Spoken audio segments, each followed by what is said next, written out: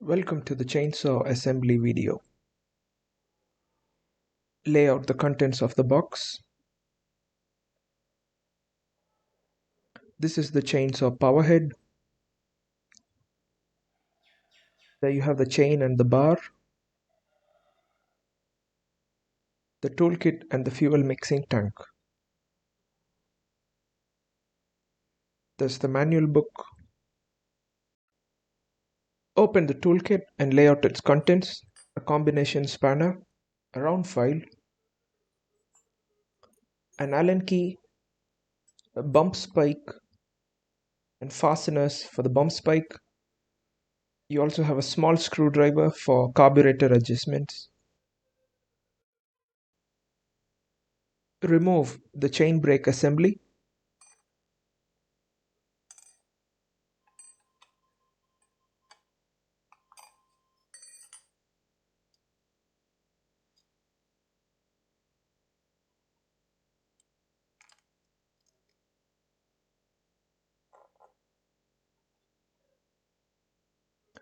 Remove the black washers.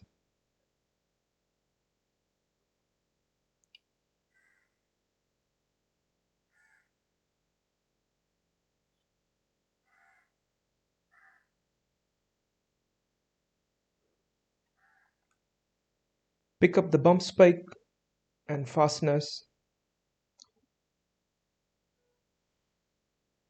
Assemble the bump spike onto the power head.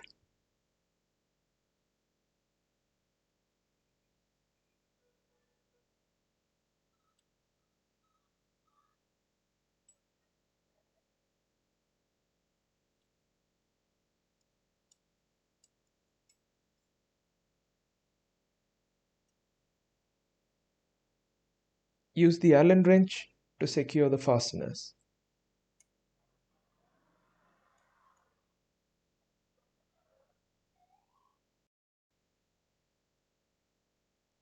Take the bar out of its cover and place it on the power head. And move the bar closer to the clutch. Pick up the chain and assemble it onto the power head. First on the sprocket side, guide the chain into the bar.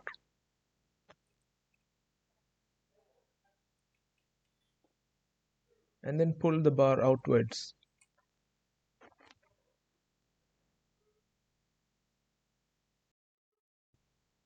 Make sure the chain is assembled the right way on.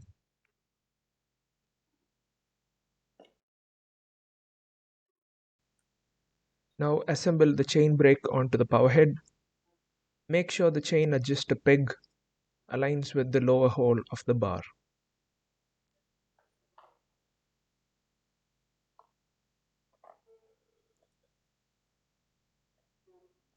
Make adjustments to the chain adjusting screw.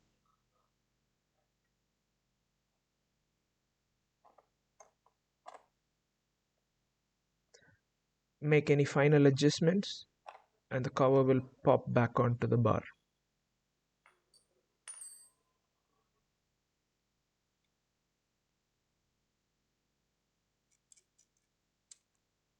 Hand tighten the nuts back onto the chain brake assembly. Use the chain adjuster to increase the tension in the chain.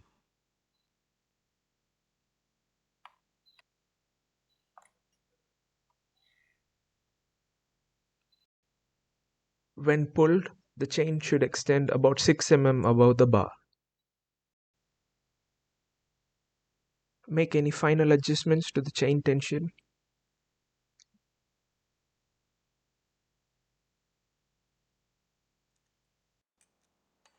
And tighten the nuts with the combination spanner. The chain is prone to stretching. Recheck tension after 1 hour's use. In case of any doubts regarding the chain direction, refer to the symbol on the chain brake assembly.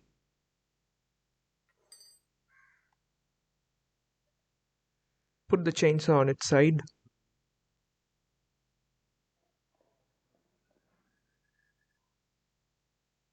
Open the fuel tank cap.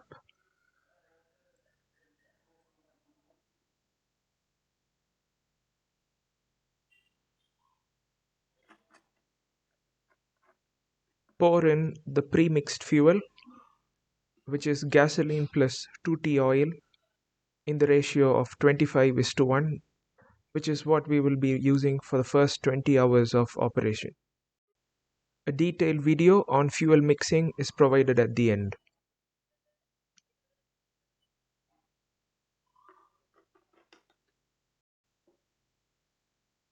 Put the cap back on and tighten.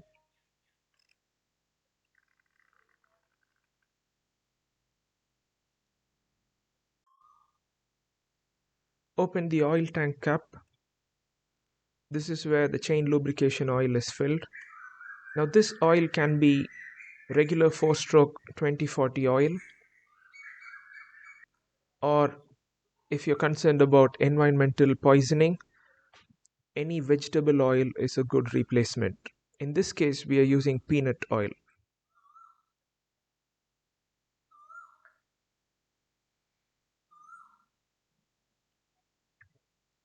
Put the cap back on and tighten.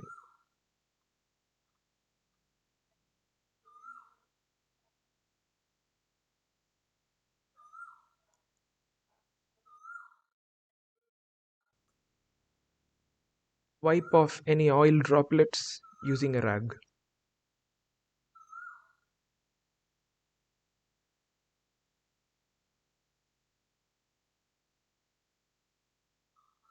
The chainsaw is now assembled.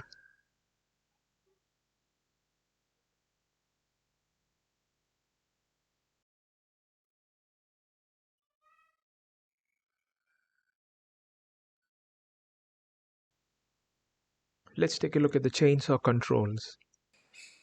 We have the on-off switch. Up is on and down is off. When the choke is pulled out, it means choke is on, and then pushed in, the choke is off. The throttle is provided with the dead man switch. Only when the dead man switch is pressed, the throttle can function.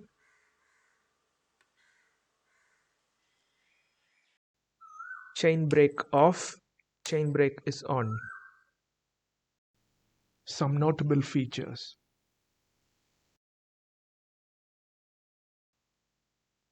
The CD52H has been designed in such a way that it's got perfect weight balance. It's not front heavy, nor is it rear heavy. This makes long working hours a breeze.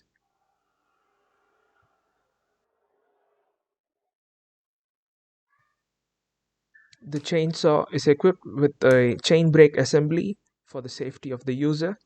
In case of kickback, the chain brake will stop the blades.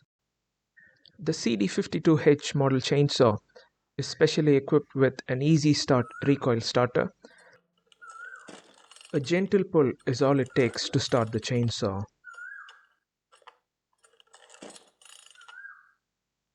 There is no need to rip the handle off the ropes.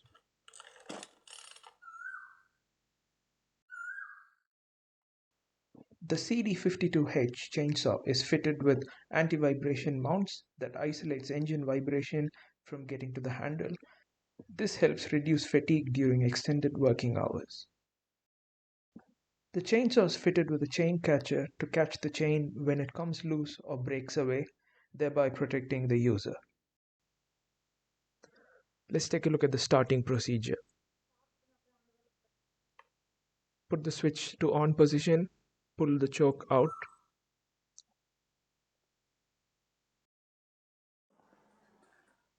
Place your foot on the handle, make sure the chain brake is on, and give the recoil a couple of pulls and listen for the engine burping. That's the engine burp.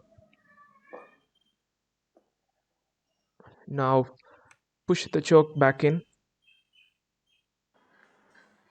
and give firm pulls to the recoil starter.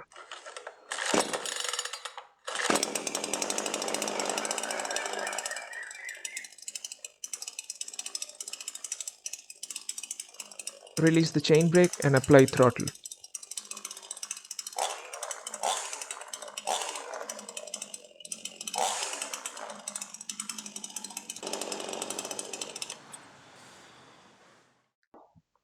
Place a cardboard under the chainsaw to make sure that you have some chain lubrication. Once you've given it a few revs, have a look on the cardboard and you'll see a patch of oil mark. This ensures that there's oil going to the chain. Put the chainsaw on its side. Now this screw is for the oil setting. Push it in and to the right to reduce the oil going to the chain lubrication. Push it in and to the left to increase the oil going to the chain lubrication system. You can also set it anywhere between the low and high marks. Do not panic at the sight of oil drops on the floor. It is normal for the chainsaw's oil lubrication system to drip some oil. Just be mindful where you store the chainsaw. Let's talk about fuel mixture. It is important to use 2T oil, never use 4-stroke engine oil. Any of these oils shown on the screen is good to be used. It has to be 2T and it has to be a renowned brand.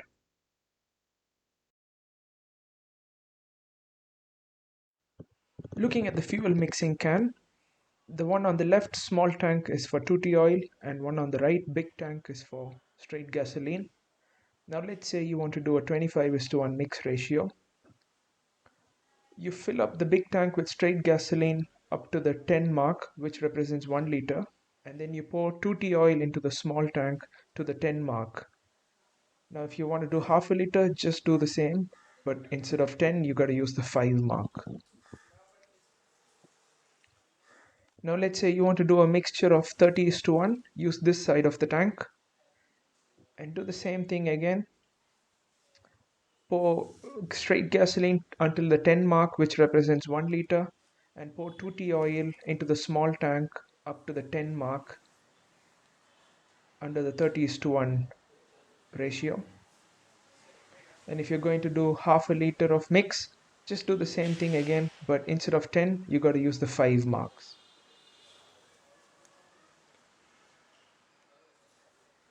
Looking at the top of the tank, you'll notice that the handle connects the small tank with the big tank.